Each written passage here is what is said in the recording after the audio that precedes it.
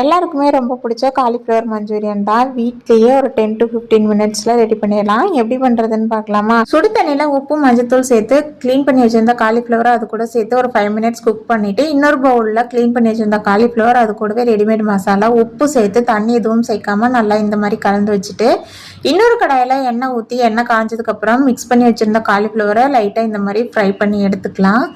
இதெல்லாம் ஃப்ரை பண்ணி எடுத்ததுக்கப்புறம் இன்னொரு கடாயில் தேவையான அளவு எண்ணெய் விட்டுட்டு அது கூடவே கட் பண்ணி வச்சிருந்த பூண்டு சேர்த்து கோல்டன் ப்ரௌனாக வந்ததுக்கப்புறம் கியூபா கட் பண்ணி வச்சிருந்த வெங்காயம் கேப்சிகம் சேர்த்து நல்லா வதங்கினதுக்கப்புறம் ஒரு ஸ்பூன் சோயா சாஸ், ஒரு ஸ்பூன் வந்துட்டு டொமேட்டோ கெச்சப் சேர்த்துட்டு கலந்து விட்டதுக்கப்புறம் ஒரு ஸ்பூன் கார்ன்ஃப்ளவரை தண்ணியில் கரைச்சி இந்த மாதிரி சேர்த்துட்டு கொஞ்சமாக தண்ணி சேர்த்து கலந்ததுக்கப்புறம் நம்ம ஃப்ரை பண்ணி வச்சிருந்த காலிஃப்ளவரை சேர்த்து கலரணும் அப்படின்னா சூப்பரான மஞ்சூரியன் வீட்லேயே 10 மினிட்ஸில் ரெடி ஆயிரும்.